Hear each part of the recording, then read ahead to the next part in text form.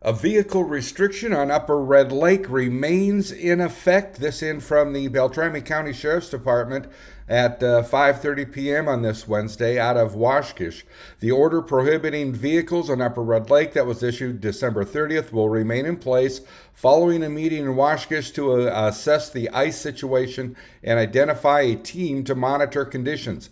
On Wednesday, January 3rd, Beltrami County deputies met with local resort operators, Kellier Fire Rescue, Minnesota Department of Natural Resource Conservation officers, and officers from the Red Lake Nation. Resort operators who routinely check ice conditions reported there are still significant ice cracks that have resulted in several ice flows to continue to move in the water. A large and significant crack runs along the south shore all the way to the border of the Red Lake Nation. Several football field in size openings are present. While some parts of the lake have nearly a foot of ice, it is inconsistent due to the lake not being fully frozen and continuing ice movement. During the meeting, other safety concerns were brought up with people being irresponsible and making social media videos at the very edge of the ice, mere feet from falling in. One resort owner remarked, common sense is lacking when people are trying to get a TikTok video with open water at their feet. The concern was also shared of people crossing temporary bridges to get across cracks, and then the gap widens to the point of needing airboats and other vessels to evacuate people.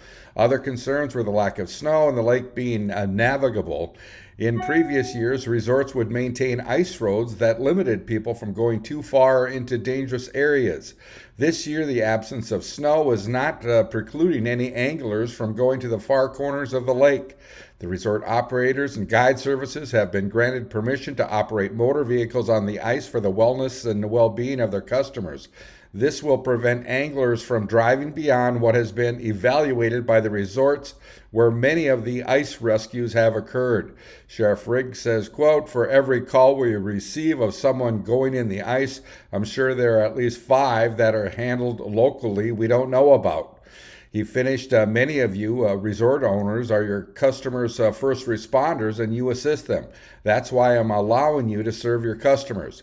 Closing the lake was not an easy decision, but many consultations took place prior to making this decision. This is not an opportunity to issue tickets or generate revenue, Sheriff Riggs says.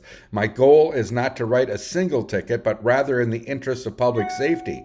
A collaborative effort to ensure public safety is the goal of this group. Ice fishing and winter tourism is a staple of the local economy.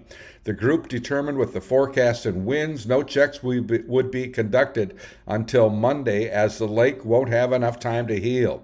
Each time the conditions are evaluated, that will be taken into consideration when the order is rescinded and to what extent. Private parties remain prohibited from operating their motor vehicles on the ice. Resort operators and guide services are allowed to service their customers. Additionally, airboats, boats, hovercrafts, and buoyant vessels such as the Sherp are allowed, Sheriff Riggs says. We don't want to open ourselves up to having to close it down again, but rather get to a point where it's beneficial for the rest of the season. Unquote. That was from Sheriff Jason Riggs of Beltrami County. I'm Neil Carlson reporting for iNewZ.TV.